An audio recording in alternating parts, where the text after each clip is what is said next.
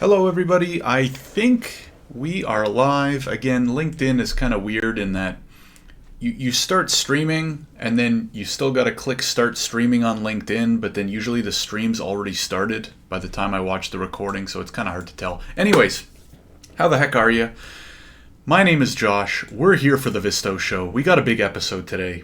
It is August the 18th, 2023. Hope you're doing well. Please drop a hello in the comments. Let me know, thumbs up, thumbs down. Can you hear me okay? Can you see me okay? Where are you tuning in from? Are you as excited for this episode as I am? Probably not, but maybe a little bit. We have some fun topics to talk about. If it's your first time tuning into the Visto Show, my name is Josh. I'm an immigration lawyer based in Toronto, even though I don't dress like it anymore. I'm the tech co-founder over at Visto.ai. We build Canadian immigration technology, hence not dressing up so fancy anymore, which is kind of nice. Every 2 weeks I go live. I talk about Canadian immigration news, updates, my opinions, my thoughts, where we're going, all that fun stuff. And most importantly, I like to make it conversational, right? So always happy to have people tuning in live, sharing comments, sharing questions, sharing thoughts. So please, if you are tuning in live, by all means, let me know any thoughts, any questions, especially as I'm going through some of these important topics. We got a lot of good ones to talk about today, so I am very excited for that. As you can see right now on your screen, what we're going to talk about today. Number one, we had an express entry draw. So of course, we're going to talk about that draw, what it means, details, what I think about it. There was a recognized employer pilot announced about a week ago. I posted about it on LinkedIn, but I want to review the backgrounder together, share a little bit more thoughts, a little more, opinions, a few more feelings on what we think about it. There was also an interesting article that we're going to quickly review by the Globe and Mail, wherein they apparently spoke to Immigration Canada to get a bit of a breakdown of how IRCC intends on splitting up their industry-specific or category-specific draws under express entry, which I thought was very interesting.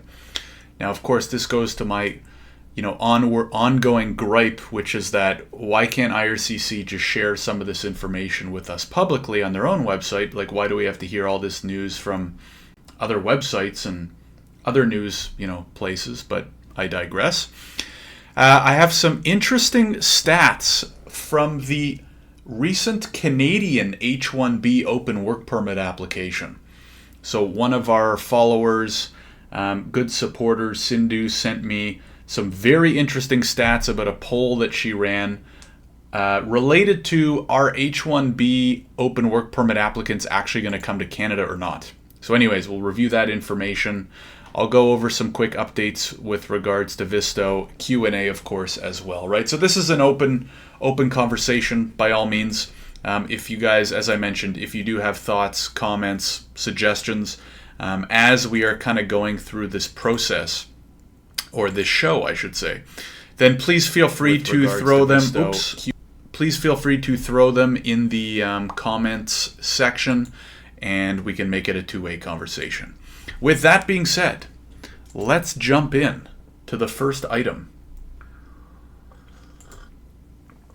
And oops, there we go. That's what I wanted. And so what we're talking about here is, of course, the recent express entry draw. Now, I'm going to stick a link to this in the comments, so if you do want to follow along with me, you can check it out here as well.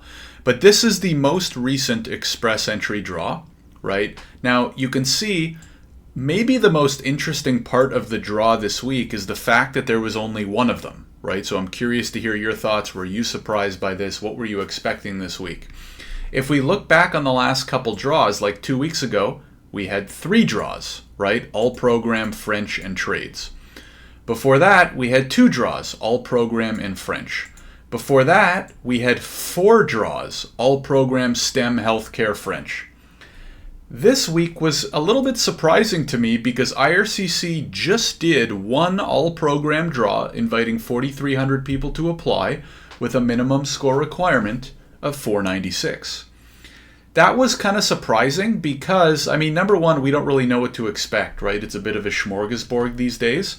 But I was expecting another something like this, right? Or another something like this, where they would do a smaller all-program draw, maybe 1,000, 2,000, and then they would do a second and maybe a third industry-specific draw, right? Targeting trades or targeting French or targeting STEM or targeting healthcare. So far, I mean, today's the 18th, so at this point, it's probably pretty clear that this is the only draw that they're doing this week. But very surprising to see an all-program draw, 4,300 people. I was expecting a couple of the industry-specific draws. I don't really know why, just because I'm a fan of patterns, right? When I start to see patterns, I like to think that they might continue. I think that's maybe human nature. So let me know what you think. Were you surprised that they only did an all-program draw, like one all-program draw? I was pretty surprised by it. I wonder if they're going to continue doing those. I wonder if it's because the recent all-program draws were smaller, and so the score requirements were super high, right? Like the last all-program draw had a score requirement of 517. The one before that, 505. The one before that, 511. So the problem with those was people were kind of losing out a little bit of hope, right? Thinking, oh, if I don't fall under one of these industry-specific draws, I'm never going to have a high enough score, because getting a score of 500 is very difficult, right? So maybe that's one of the reasons. I don't know. It's one of my guesses about maybe why they did an all-program draw, and they were just like, okay, let's clear out a whole bunch of people from the regular express entry pool. I don't really know, right? I'm just making guesses based on what I'm seeing. The other thing I was kind of curious about was we still haven't seen, where is it? We still haven't seen some of the categories used, right? So they still haven't done a transportation occupation draw. And I don't think they've done an agricultural draw either. Let me just double check here. Trades, French, healthcare, STEM, healthcare. Yeah, so they haven't done transpo and they haven't done agriculture. So I don't know. Are they just sitting on those? Did they just create them so that they have the options, but now they're not going to actually use it? I don't know, right?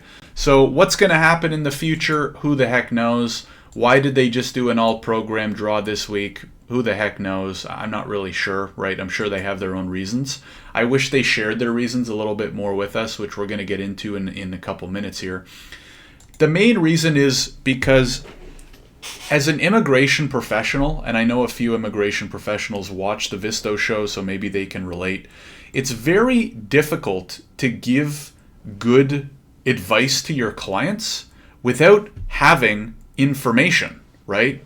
So, for example, like if you're an aspiring immigrant curious about express entry, you probably look at this and you're like, what the heck? Like, what do I do? My score is this. What does that mean, right? Pre-COVID, if a client came to me and said, hey, Josh, here's my score. What do you think? It was pretty easy to be like, hey, you have a good chance, or hey, you don't have a good chance. Here's what you should do about it, right? Now, all these programs have become so confusing, and we don't get any information from IRCC ahead of time. So we don't even know, like the professionals don't even know what the heck to say, right? If you come to me and say, hey, Josh, I have a score of 475, but I'm in the all program, like I don't fit under the industry specific, what do you think I should do?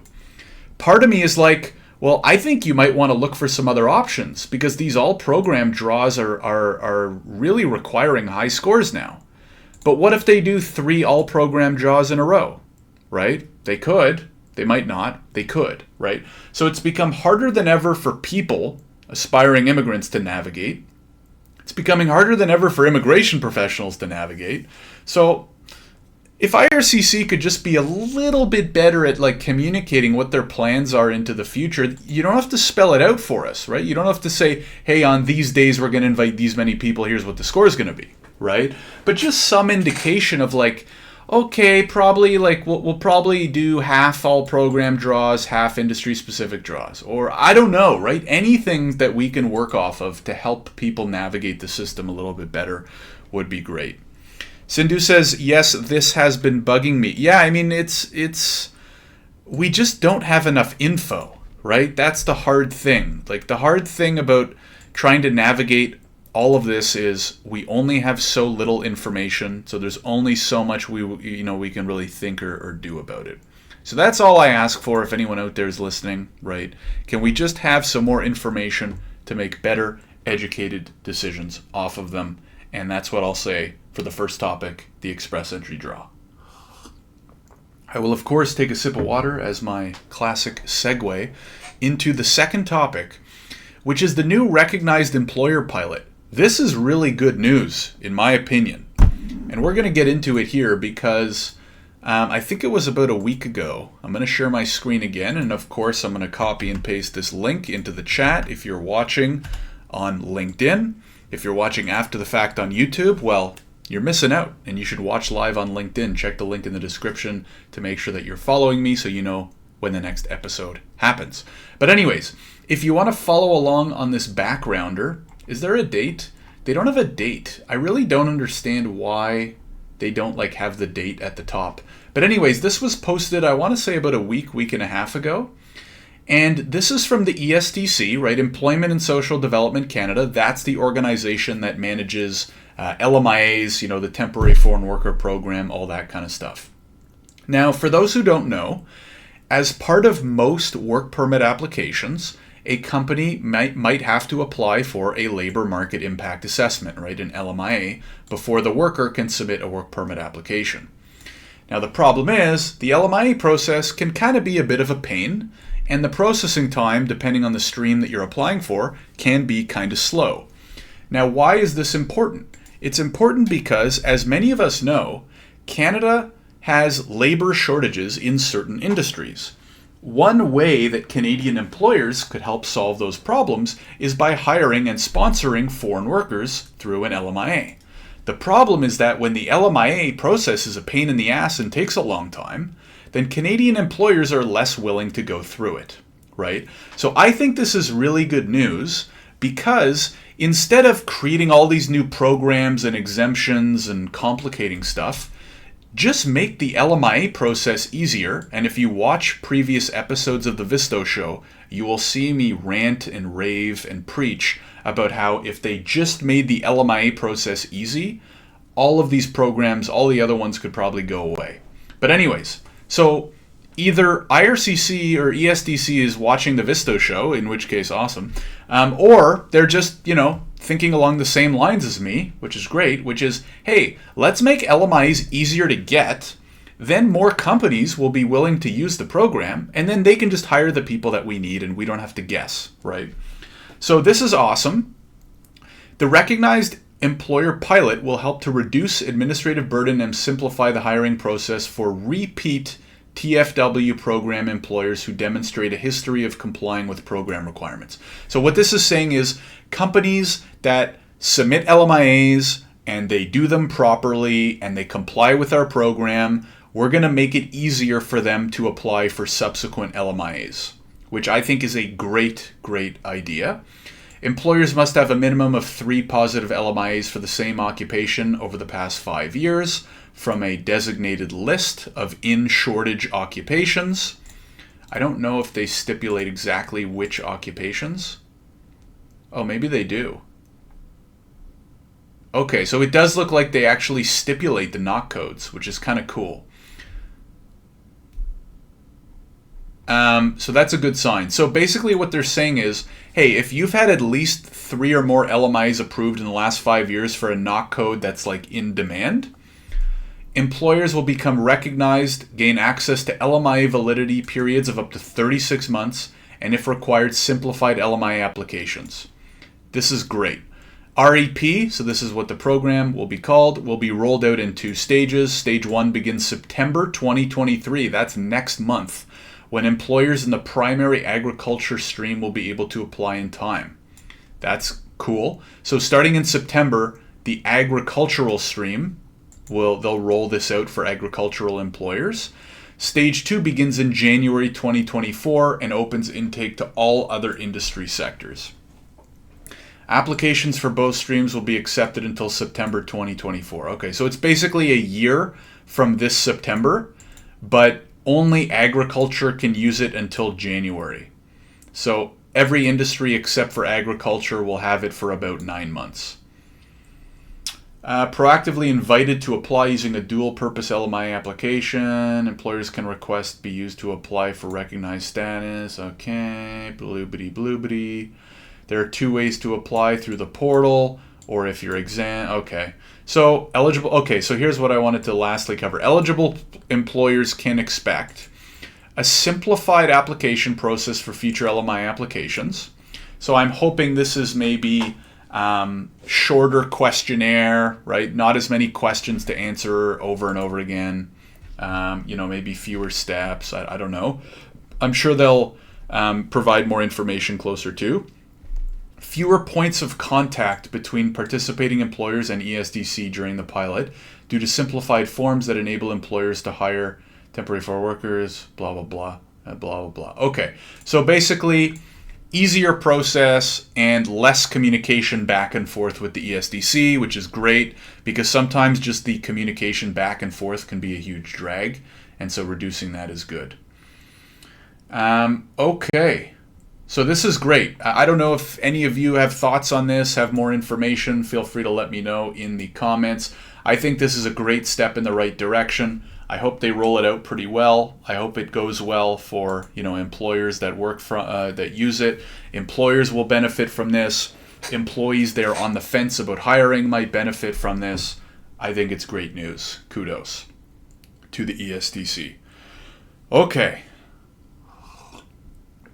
Quick sip of water segment. As we go on to the next item on my list, what I wanted to talk about was, so there was a report, or I should say an article from the Globe and Mail. Basically, as I was talking about earlier on in the show, IRCC is kind of sporadically and without really giving us any indication doing these industry-specific draws, right? They've done a couple healthcare. They've done a couple, I think they've done one STEM, they've done a couple French, but we don't really know how and why they do those, right? And so there was an article from the Globe and Mail that talked a little bit about what IRCC's plan is.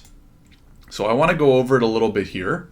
I will share a link to this article in the comments, of course.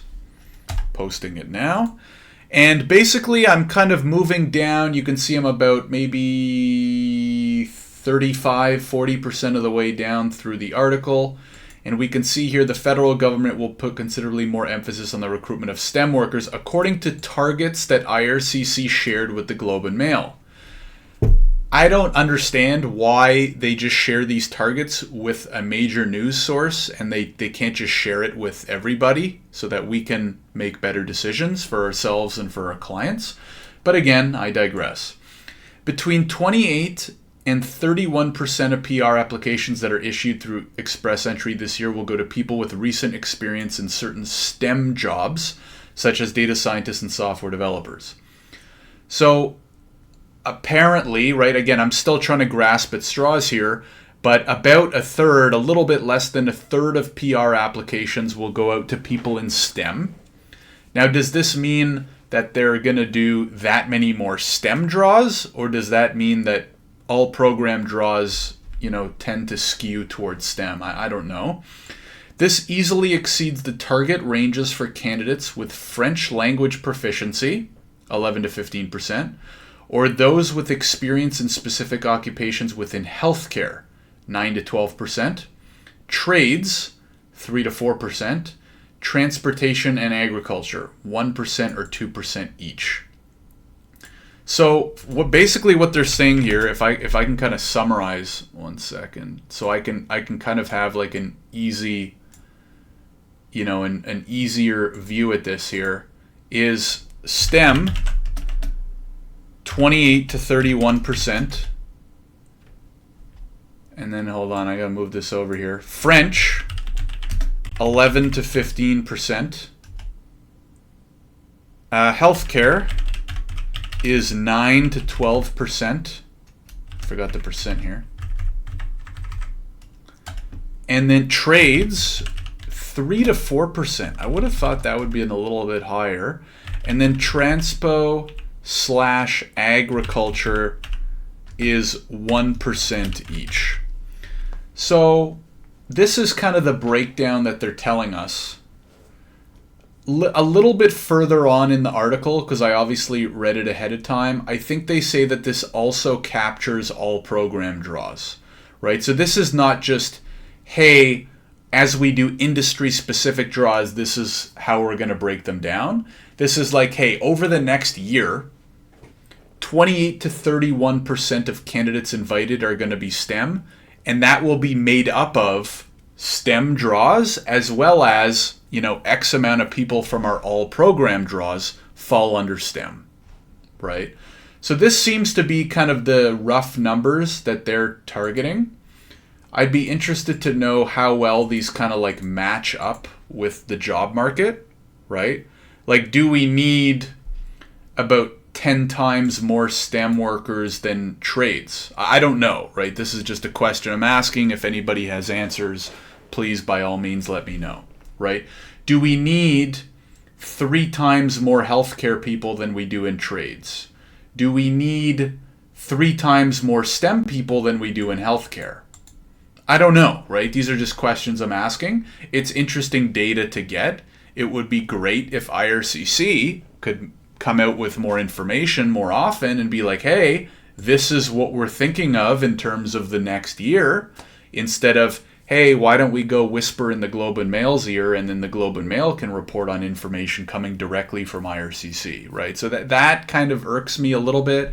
I wish some of these government agencies could just be a little bit more transparent. I think it would go such a long way for aspiring immigrants, immigration professionals, all that kind of stuff. Sindhu says, I'm in STEM and this breakdown seems just so off the mark for what Canada needs. What is this STEM bias based on?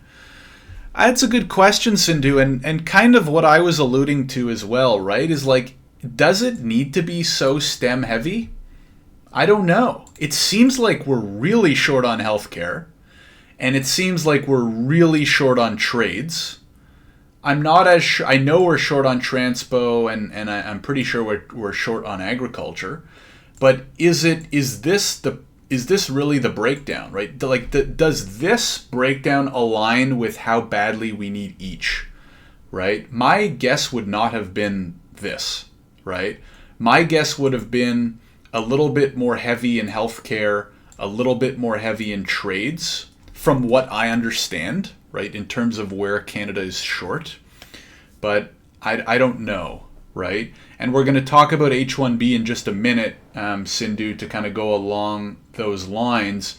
But it seems like, to me, it's almost like, I don't know, part of it seems to be like a marketing play, right? With that H-1B program, with all this,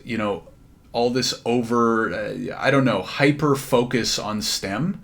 Like, is the pendulum swinging back a little bit too far, right? I don't know.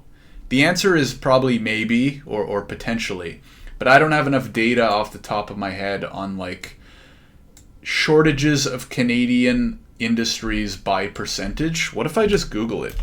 Canadian labor shortages by industry 2023. Let's see what comes up. Consistent with the business remain the most likely to expect a shortage over the next 3 months. I don't know what even date this is. Followed by business and manufacturing, administrative and support, waste management, and healthcare. So I don't know. I'm just, like you saw, I just did, oh, here we go. Hold on.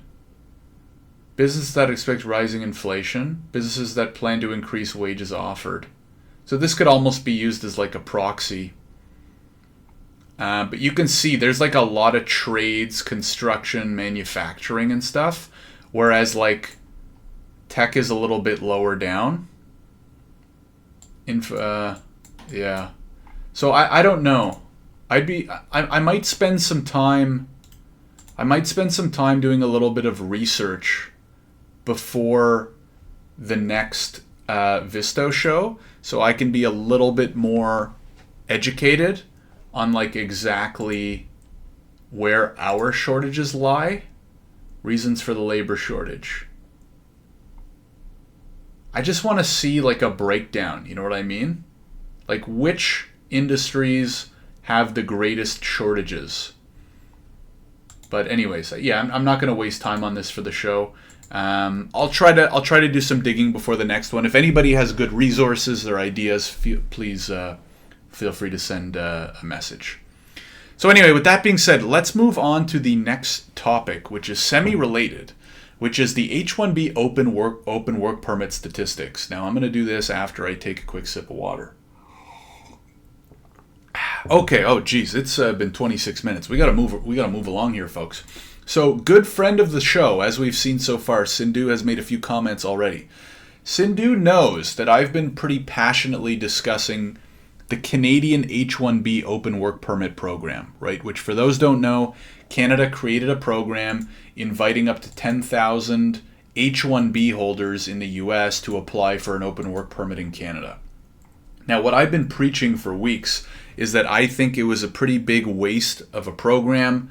I thought it was overhyped. I thought it was mostly for marketing purposes. I think it's a waste of resources that could have gone to much better places. And one of my big concerns was, okay, if we invite 10,000 people to apply, number one, how many of them are actually tech workers?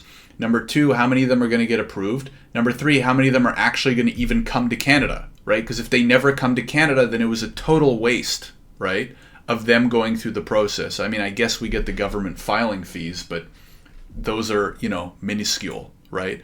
So Sindhu today sent me, I think it might have been last night actually, which is good timing, sent me this poll that she recently put on LinkedIn, and I'm gonna link to the poll because number one, you might want to follow along, and number two, you should definitely give Sindhu a follow because she creates very interesting content around Canadian and U.S. immigration and beyond. But anyways, so she created a poll, which I'm going to like, of course.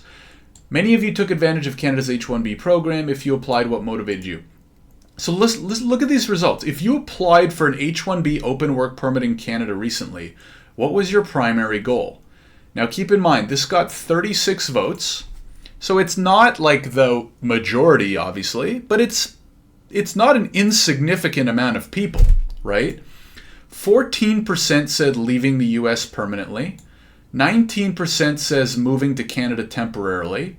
67% said just a plan B. And so this is pretty, what's this from Canada? Plan to use it and stay. Okay, so let me check out that in just a minute from Ken, because Ken also, looks like Ken also did a poll. So from these 36 people, again, not a huge number of people, but a significant enough amount of people voting, with 2/3 of them saying this is just a plan B, which effectively, in my opinion, means I'll only use it if I can't stay in the U.S., right? Because leaving the U.S. permanently, I'm assuming means, okay, if my open work permit to Canada gets approved, I'm going to go to Canada. Moving to Canada temporarily might just be, oh, I'm going to go there for a little bit and then come back to the U.S. or, I don't know, something in the middle. And then just a plan B, in my opinion, is basically like I'm staying in the U.S. unless I lose my status or something bad happens here and I have no choice and then I have to go to Canada, right? So pretty interesting to me because it's kind of in line with what I was thinking, which is that the government spent all this time, all this money, all these resources to create a new program. And by this poll, 2/3 of people are just using it as a plan B and might never use it. Now let's look at Ken, who's also a good friend of the show, also did a poll, it looks like. If you applied or no, so blah, blah, blah. And then so his is plan to use it and stay, plan to use it but not stay, plan B, only use it if I have to. So his plan B got 32%, so about a third. The majority, 57%, says plan to use it and stay. So that's interesting. I wonder how many people voted on Ken's post. Can I quickly find this? Hold on a sec. Can I see on Ken's page? I'm trying to quickly see if I can find the poll, because I'm curious to compare the number of people who voted. Right, because Sindhu had okay, here it is. Oh, no, wait. Does this say the number of... Oh, 60 votes. Oh, no, wait. That's a different poll. Damn it. Here it is. Okay. Oh, wow. So Ken did basically the same poll, got 37 votes. So basically the same amount of people, right? 36 versus 37. But the results were very different. Let's look at this quickly. So in Sindhu's poll, 36 votes, 67% said it's just a plan B. In Ken's poll, 37 votes, only 32% said use it as a plan B. I wonder if the wording had to do with that difference. I'm not sure. But that's a really big difference. So it's kind of surprising. I guess maybe the lesson here is that 30-ish votes is not enough, right? Like we might want a couple hundred votes to get something kind of statistically significant. But this is kind of interesting. I'm definitely happy that I saw both of them. And if you all have any thoughts, again, I still think that the program was overrated. I think it was a waste of resources, personally. But I guess we'll see how it pans out down the road. Okay, let's keep chugging along here. We are almost done. The last couple things I wanted to cover. I had a post earlier in the week talking about, it got a decent amount of traction, talking about the concern for retaining talent inside Canada. Right? So I'll share this post. It was inspired by one of my connections, Samveer, who mentioned because of these high express entry draws, there's a lot of people stuck in Canada that are not able to get PR, that are struggling to get PR. Right? So this post got a lot of traction, I think, because number one, it's a huge problem. And number two, I was kind of talking about how I think express entry scoring needs a bit of an update, right? They haven't really changed the scoring since it launched in 2015. The study permit program needs to be redesigned, right? The study permit program as it works right now is really not in line at all with the way they're evolving express entry, which is okay, right? Things evolve and we have to play catch up. So I get that. And that aspiring immigrants need to start thinking smarter and harder about their plan in Canada, right? They shouldn't be blindly applying to whatever program, whatever college accepts you first, or whatever agent gets you an LOA first, right? You need to really start thinking about the long game here, doing your research, working with a really reputable immigration professional, so that you can create a pathway to PR, right? Because it's not so simple to get to PR these days. Okay, Sindhu has... So anyways, just some thoughts on there. Check out that post if you're at all curious. I want to take a few questions before we head out for the day. If you guys have any thoughts, questions, opinions, now is the time especially to throw them in the chat. If you're watching after the fact on LinkedIn or on YouTube, I do go live every second Friday, 12 p.m. Eastern. Make sure you're following me on LinkedIn. I always post the day before, so you can click attending to the event so you get the notification when I go live. And the benefit of tuning in live, you can ask questions, you can make comments, you can let me know your opinions. It's a lot of fun. So in that regard, Sindhu says, so I have a theory on this. It's possible there's a selection bias in our polls. Ken's poll may have been people that have hired immigration professionals, and they're likely to be more serious about it. Yeah, so I think maybe what Sindhu's referring to here is Ken is an immigration consultant, right? Whereas Sindhu, as you can see here, works in tech, right? So maybe what Sindhu's alluding to here is more of her followers that voted are maybe tech workers that kind of applied on their own, whereas maybe Ken's followers that voted are more people that, worked with a regulated immigration professional and, were more serious about the application. It's an interesting thought, Sindhu. I don't know. Part of me thinks that maybe the polls were just too small. The other thing that could be interesting is like, do we combine the votes together? You know what I mean? Like, let me share my screen quickly here. If we take, let's go back to our lovely Microsoft Paint. If we take Ken's or yours, so let's say leave US is 14%. And then we have come to Canada temporarily is 19%. And then just Plan B is what, 67? Plan B is 67%. Now if we flip over to Ken's poll, his numbers are 57%. Temporarily is 11, and Plan B is 32. So like, do we take the average of these? You know what I mean? And say, let me get my handy dandy calculator out.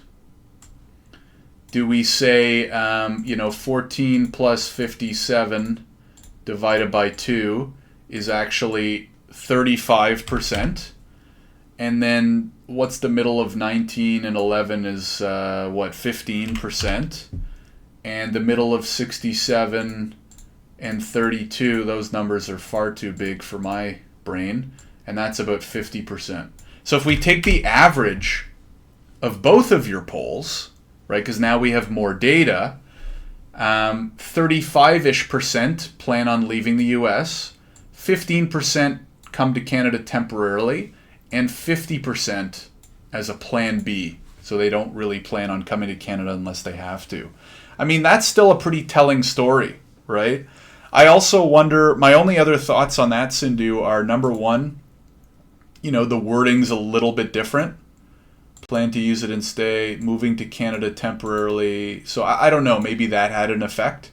But I also wonder, like, if we interviewed, if we had 1,000 votes, what would that say, right? So maybe it's just, from a stats perspective. Lydia says, sorry for the question. Lydia, no need to apologize. That's what the chat is for. Do you make training for immigration? I don't know what you mean by that, Lydia. What type of training are you referring to? Or if you'd like, you can shoot me a message directly on LinkedIn. Oh, excuse me, and I could provide you with more information.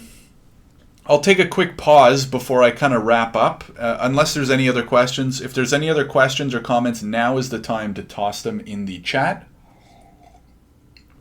The other thing I'll quickly mention before I maybe take the last comments and wrap up is make sure, if you're a Canadian immigration professional, definitely make sure to check out Visto.ai. I'll put a link to it in the comments.